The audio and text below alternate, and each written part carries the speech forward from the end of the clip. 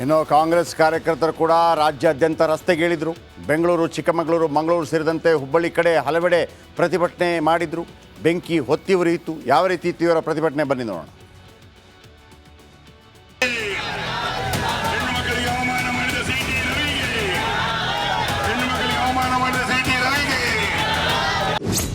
City Ravi ಹೇಳಿಕೆಗೆ ಭುಗಿಲೆದ್ದ ಆಕ್ರೋಶ.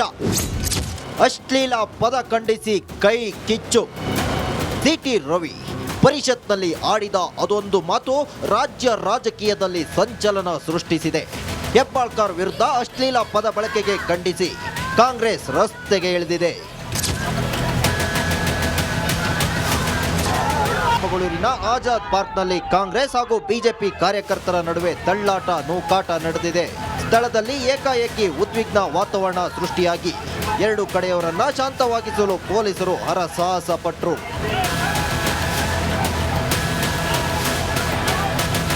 ಮಂಗಳೂರಿನಲ್ಲೂ ಕಾಂಗ್ರೆಸ್ ಕಾರ್ಯಕರ್ತರು ಆಕ್ರೋಶವನ್ನ ಹೊರಹಾಕಿದ್ರು. ರಸ್ತೆಗಿಳಿದ ಪ್ರತಿಭಟನಾಕಾರರನ್ನ ಪೊಲೀಸರು ತಡೆದ್ರು.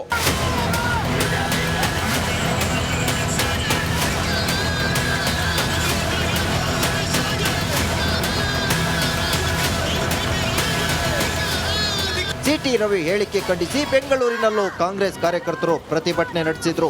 ಮಲ್ಲೇಶ್ವರಂನಲ್ಲಿರೋ ಬಿಜೆಪಿ ಮುಖ್ಯ ಕಚೇರಿಗೆ ಮುತ್ತಿಗೆ ಹಾಕಲು ಯತ್ನಿಸಿದ್ರು.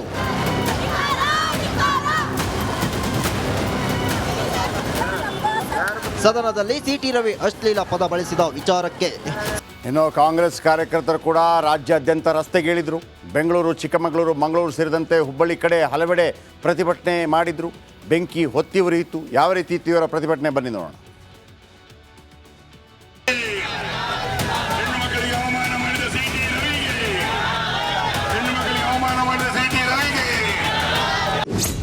ಸಿಟಿ ರವಿ ಹೇಳಿಕೆಗೆ ಭುಗಿಲೆದ್ದ ಆಕ್ರೋಶ. ಅಶ್ಲೀಲ ಪದ ಖಂಡಿಸಿ ಕೈ ಕಿಚ್ಚು.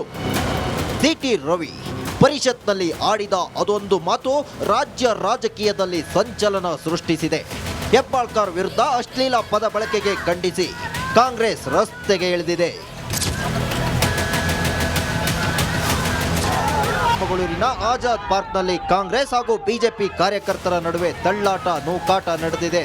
ಸ್ಥಳದಲ್ಲಿ ಏಕಾಏಕಿ ಉದ್ವಿಗ್ನ ವಾತಾವರಣ ಸೃಷ್ಟಿಯಾಗಿ ಎರಡು ಕಡೆಯವರನ್ನ ಶಾಂತವಾಗಿಸಲು ಪೊಲೀಸರು ಹರಸಾಹಸ ಪಟ್ಟರು.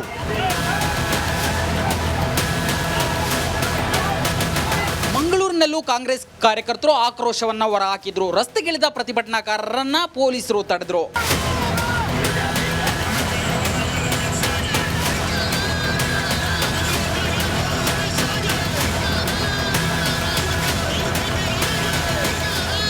ಸಿಟಿ ರವಿ ಹೇಳಿಕೆ ಖಂಡಿಸಿ ಬೆಂಗಳೂರಿನಲ್ಲೂ ಕಾಂಗ್ರೆಸ್ ಕಾರ್ಯಕರ್ತರು ಪ್ರತಿಭಟನೆ ನಡೆಸಿದ್ರು. ಮಲ್ಲೇಶ್ವರಂನಲ್ಲಿರೋ ಬಿಜೆಪಿ ಮುಖ್ಯ ಕಚೇರಿಗೆ ಮುತ್ತಿಗೆ ಹಾಕಲು ಯತ್ನಿಸಿದ್ರು.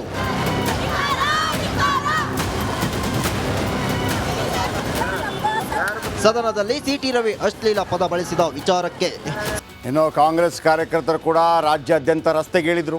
ಬೆಂಗಳೂರು, ಚಿಕ್ಕಮಗಳೂರು, ಮಂಗಳೂರು ಸೇರಿದಂತೆ ಹುಬ್ಬಳ್ಳಿ ಕಡೆ ಹಲವೆಡೆ ಪ್ರತಿಭಟನೆ ಮಾಡಿದ್ರು. ಬೆಂಕಿ ಹೊತ್ತಿ ಉರಿಯಿತು. ಯಾವ ರೀತಿ ಇತ್ತು ಇವರ ಪ್ರತಿಭಟನೆ ಬನ್ನಿ ನೋಡೋಣ.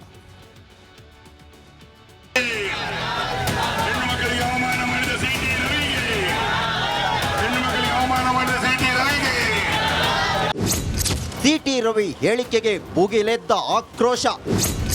ಅಶ್ಲೀಲ ಪದ ಖಂಡಿಸಿ ಕೈ ಕಿಚ್ಚು.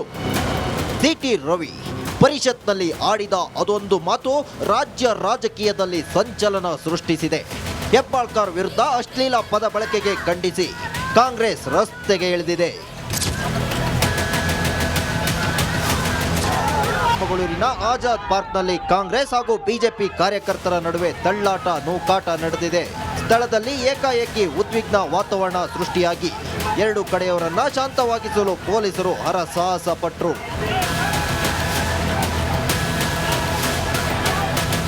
ಮಂಗಳೂರಿನಲ್ಲೂ ಕಾಂಗ್ರೆಸ್ ಕಾರ್ಯಕರ್ತರು ಆಕ್ರೋಶವನ್ನ ಹೊರಹಾಕಿದ್ರು. ರಸ್ತೆಗಿಳಿದ ಪ್ರತಿಭಟನಾಕಾರರನ್ನ ಪೊಲೀಸರು ತಡೆದ್ರು.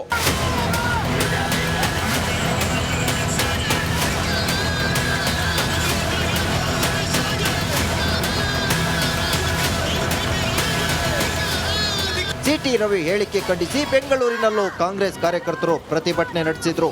ಮಲ್ಲೇಶ್ವರಂನಲ್ಲಿರೋ ಬಿಜೆಪಿ ಮುಖ್ಯ ಕಚೇರಿಗೆ ಮುತ್ತಿಗೆ ಹಾಕಲು ಯತ್ನಿಸಿದ್ರು.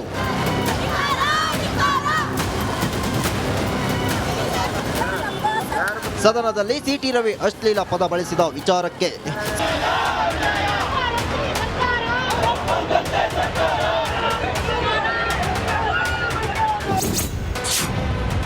ಧಾರವಾಡ ಬೈಪಾಸ್ನಲ್ಲಿ ಬಿಜೆಪಿ ರೋಷಾಗ್ನಿ.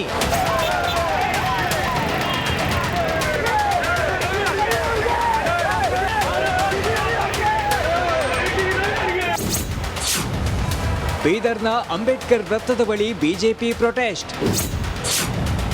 ಪ್ರತಿಭಟನೆ ವೇಳೆ ಲಕ್ಷ್ಮೀ ಹೆಬ್ಬಾಳ್ಕರ್ ವಿರುದ್ಧ ಆಕ್ರೋಶ.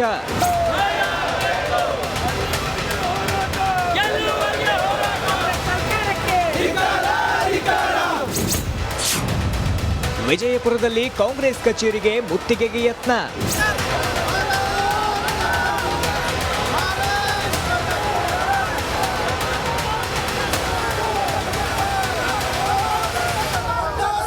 ಇಷ್ಟೇ ಅಲ್ಲ, ಬೀದರ್, ಕೊಪ್ಪಳ, ಕಲಬುರಗಿ, ರಾಯಚೂರು, ತುಮಕೂರು ಸೇರಿದಂತೆ ರಾಜ್ಯಾದ್ಯಂತ ಬಿಜೆಪಿ ಕಾರ್ಯಕರ್ತರು ಪ್ರತಿಭಟನೆ ನಡೆಸಿದ್ದಾರೆ. ಸರ್ಕಾರದ ನಡೆಗೆ ಆಕ್ರೋಶ ವ್ಯಕ್ತಪಡಿಸಿದ್ದಾರೆ. Bureau report, republic Kannada. Area ಏನು अपना अपना गली में कुत्ता भी शेर बनता है. अपना अपना गली में कुत्ता भी शेर बनता है. ಗಾದೆ ಮಾತದ್ದು ಹಿಂದಿಯಲ್ಲಿ. ತನ್ನ ಗಲ್ಲಿಯಲ್ಲಿ ನಾಯಿಗಳು ಕೂಡ ಹುಲಿನೇ ಅಂತ, ಪಕ್ಕದಲ್ಲಿ ಹೋದಾಗ ಸೈಲೆಂಟ್ ಆಗಿಬಿಡ್ತದೆ ಅಂತ. ಹಂಗಾಗಬಾರ್ದು. ಗೋಕಾಕ್ ತಾಲೂಕಿನ ಅಂಕಲಗಿ ಪೊಲೀಸ್ ಠಾಣೆಗೆ ಸಿಟಿ ರವಿ ಬರ್ತಾರೆ. ಗೋಕಾಕ್ ತಾಲೂಕಿನ ಅಂಕಲಗಿ, ಗೋಕಾಕ್ ತಾಲೂಕಿಯಲ್ಲಿ ಅಲ್ಲಿಂದ ಪೊಲೀಸ್ ಠಾಣೆಯಿಂದ ಆರೋಗ್ಯ ತಪಾಸಣೆಗೆ ಕರೆದೊಯ್ದರು. ಓಕೆ. ಬೆಳಗಾವಿ ಆಯುಷ್ಮಾನ್ ಕೇಂದ್ರದಲ್ಲಿ ವೈದ್ಯಕೀಯ ತಪಾಸಣೆ ಆಗುತ್ತೆ. ವೈದ್ಯಕೀಯ ತಪಾಸಣೆ ಬೆನ್ನಲ್ಲೇ ಕೋರ್ಟ್ಗೆ ರವಿ ಹಾಜರಾಗ್ತಾರೆ. ಬೆಳಗಾವಿ ಕೋರ್ಟ್ ಆವರಣದಲ್ಲಿ ಪರ ವಿರೋಧ ಘೋಷಣೆ ಆಗುತ್ತೆ. ಬೆಂಗಳೂರು ಜನಪ್ರತಿನಿಧಿ ನ್ಯಾಯಾಲಯಕ್ಕೆ ಪ್ರಕರಣ ಹಸ್ತಾಂತರ ಆಗುತ್ತೆ. ಅಲ್ಲಿಂದ ಗಾಡಿಯಲ್ಲಿ ಕರ್ಕೊಂಡ್ಬರ್ತಾರೆ. ಬೆಳಗಾವಿ, ಹುಬ್ಬಳ್ಳಿ, ಹಾವೇರಿ, ದಾವಣಗೆರೆ ಮಾರ್ಗವಾಗಿ ಶಿಫ್ಟು. ಸಂಜೆ ಹೊತ್ತಿಗೆ ಹಾವೇರಿ ದಾಟ್ತಾ ಇದ್ದಾಗ ಹೈಕೋರ್ಟ್ನಲ್ಲಿ ಆದೇಶ ಬರುತ್ತೆ, ಎಲ್ಲಿದ್ದೀರಿ ಅಲ್ಲೇ ಬಿಡುಗಡೆ. ರಾತ್ರಿ 7 ಗಂಟೆಗೆ ದಾವಣಗೆರೆಯಲ್ಲಿ ಸುದ್ದಿಗೋಷ್ಠಿ ಮಾಡ್ತಾರೆ ಸಿಟಿ ರವಿ. ಇಲ್ಲಿ ಸಿಟಿ ರವಿ ತಪ್ಪೋ ಒಪ್ಪೋ ಅಂತ ನಾನು ಮಾತಾಡ್ತಾ ಇಲ್ಲ. ಘಟನಾವಳಿಗಳು ಆಗಿರೋದೇ ತಪ್ಪು. ಫಸ್ಟ್ ಆಫ್ ಆಲ್ ಇಂಥ ಕ್ಷುಲ್ಲಕ ಹೇಳಿಕೆಗಳೇ ತಪ್ಪು. ಜನಪ್ರತಿನಿಧಿಗಳು ಅಂತಂದರೆ ಹೆಂಗಿರಬೇಕು?